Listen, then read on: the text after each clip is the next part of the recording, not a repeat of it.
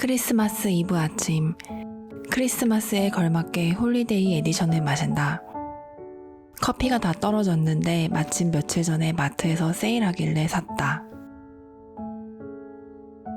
내가 커피를 좋아하기 시작한 건 24살 때쯤부터였던 것 같다.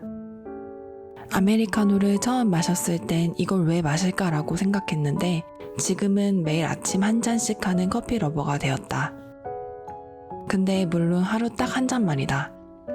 나는 카페인에 약해서 실수로라도 한 잔 이상 마시면 심장이 쿵쾅쿵쾅 뛴다. 오늘 아침은 치킨 베이컨 랩. 한국에서 랩은 그렇게 자주 먹는 음식은 아니었던 것 같은데 캐나다에선 더 손쉽게 만들 수 있는 것 같아서 자주 먹는 것 같다. 아침에 밥을 먹기도 하지만 보통 샌드위치류를 많이 먹는 것 같다. 오늘은 크리스마스 이브지만 날씨가 마이너스 10도 정도로 매우 춥다고 한다. 하지만 우리는 완전 무장을 하고 밖으로 나가기로 했다.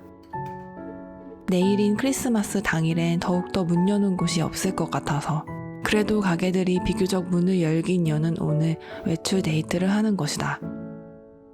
토론토에서 맞는 첫 크리스마스는 어떤 느낌일까? 조금 설렜다. 오늘도 내가 좋아하는 옷으로 입고 롱패딩에 귀마개도 해주었다. 18년도에 탑10에서 구입했던 롱패딩은 캐나다에서 너무 잘 입고 있다.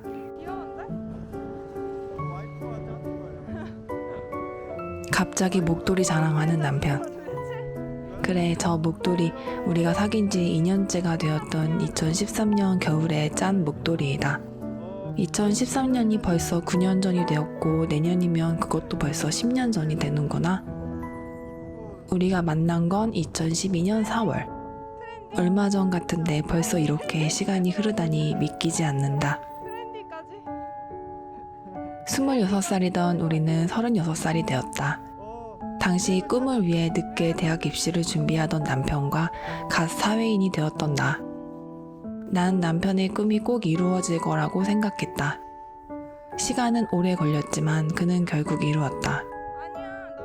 나는 남편에게 많은 재능이 있다고 생각했다. 예리한 관찰력, 섬세함, 성실함, 유연성, 그리고 반듯하고 순수하며 빛나는 마음. 결국 당시 준비했던 대학을 가진 못했고 꿈을 이루기까지 생각보다도 오랜 시간이 걸렸다. 하지만 10년에 걸쳐서 끝까지 포기하지 않았고 결국 그 꿈을 이루었다. 지금 뒤통수가 애릴 정도. 그래서 나는 남편이 너무 멋있고 존경스럽다. 이번 크리스마스 연휴는 남편이 정규직으로 맞는 첫 번째 연휴다. 신입을 거의 선호하지 않는 이쪽 분야의 특성상 캐나다에서 대학 졸업 후 취업이 쉽지 않았다. 하지만 신이 도운 것일까? 남편은 팀 버튼 같은 감독들과 작업하는 세계적인 VFX 회사에 생각지도 못한 기회로 취업했다. 물론 6개월 계약직이긴 했지만 이 업계에 발을 들여놓는다는 것 자체가 꽤 어려운 일이었기 때문에 우선 시작을 했다는 것에 큰 의미가 있었고 그 기쁨은 다 표현할 수가 없었다.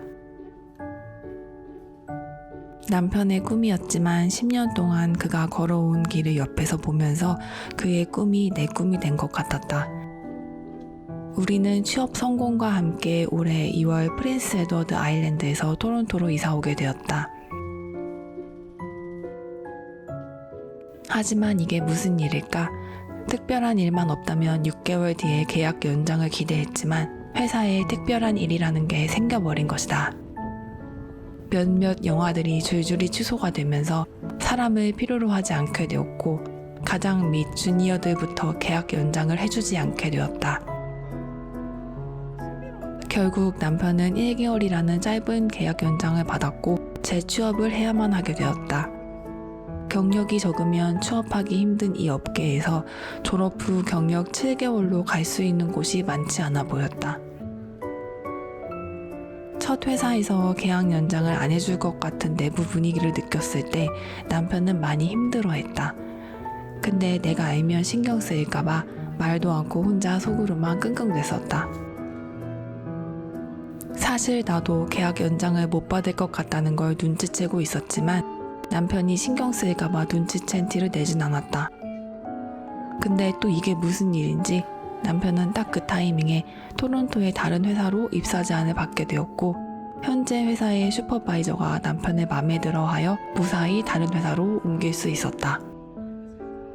그리고 3개월의 수습기간 동안 코로나와 독감을 연속으로 앓는 고생을 하면서 수습기간을 무사히 끝마쳤다.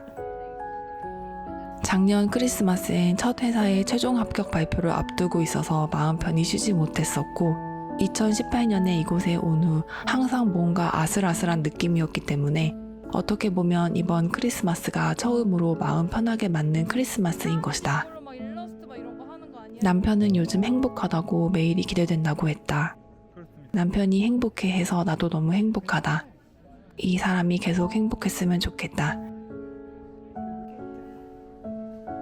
서점에서 아주 좋은 글귀를 발견했다. 동기는 과대평가돼 있다. 환경이 종종 더 중요하다.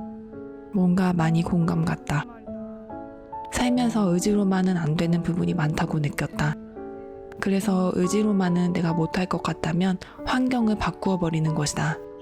이게 꽤 효과적일 때가 많았던 것 같다. 의지도 중요하지만 환경도 중요하다.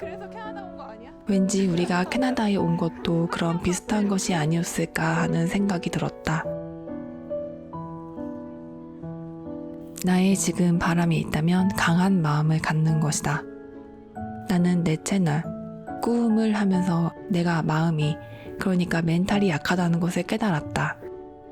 물론 그 사람들이 정당했다는 걸 의미하는 건 아니다. 그것과 별개로 내가 마음이 약해서 남들보다도 더 무게를 크게 느낀 것이 있다. 하지만 이것도 다 내가 성장해가는 과정이었다고 생각한다. 그리고 이런 걸 배울 수 있어서 다행이었다고 생각한다. 내가 하고 싶은 일을 더 많이 펼치고 살려면 남편의 진심으로 행복한 웃음을 많이 보고 싶다면 무엇보다 내 몸과 마음이 건강해야 한다는 것이다. 나는 또 한 번의 성장을 위해 브이로그로 내 생각을 남기기로 마음먹었다. 지난 거의 4년간 나의 열정을 쏟아부었던 베이킹 채널 꾸움을 하면서 해보지 않았다면 알 수 없었을 많은 것들을 배웠다. 집에서 하루 종일 혼자서 복작복작 빵 만들고 영상 찍고 편집하느라 영어가 많이 안 늘고 안정되지 못한 수입과 영주권을 생각하면 그냥 나가서 돈이나 더 벌 걸 그랬나 라고 생각했던 것도 솔직한 마음이었지만 그래도 나의 영감을 따라서 행동했던 것에는 분명 이유가 있었을 것이라고 생각한다. 크리스마스 이브인 만큼 오늘은 일반 식당에 가기로 했다. 예전부터 궁금했던 돈가스 집이다. 코로나 이후로 물가가 더 올라서 돈가스, 치즈 돈가스에 55,000원이 나왔다. 아마 한국 분들은 다들 놀라실 것 같지만 나도 놀랍다. 크리스마스 특집으로 한인마켓에서 처음으로 샤인머스켓을 사보았다. 우리 둘 다 한 번도 먹어본 적이 없어서 도대체 어떤 맛일까 너무 두근두근했다. 그리고는 다시 한번 크리스마스 선물로 각자 먹고 싶은 과자를 하나씩 고르기로 했다. 나는 허니뻥이요. 집에 가는 길에 행운의 25센트 약 250원을 주었다고 좋아하는 남편. 캐나다의 25센트에 뭔가 행운이라는 그런 의미가 있는 건 아니다. 그냥 남편이 그런 의미를 부여하면서 혼자 좋아하는 거다. 한국 나이 36살이지만 마음이 아이 같은 이 사람이 좋다. 너의 바람대로 좋은 일이 마구마구 많이 생기길 바래. 샤인머스켓 개봉. 이렇게 생겼구나. 과일이 아니라 장식품같이 생겼다고 생각했다. 얼마나 맛있나 보다. 딱 가서 같이 먹어. 나만 주지 마. 생각만큼 정말 맛있었다. 그래서 다들 샤인머스켓 했던 거구나. 요거는 남편의 크리스마스 선물 OS 쿠키앤크림. 남편은 뭔가 새로운 걸 시도해보는 걸 좋아해서 OS 쿠키앤크림을 보고 꽂힌 것 같다. 내가 커진 건지 OS가 작아진 건지 헷갈렸다. 되게 작네. 원래 OS가 이렇게 작았나?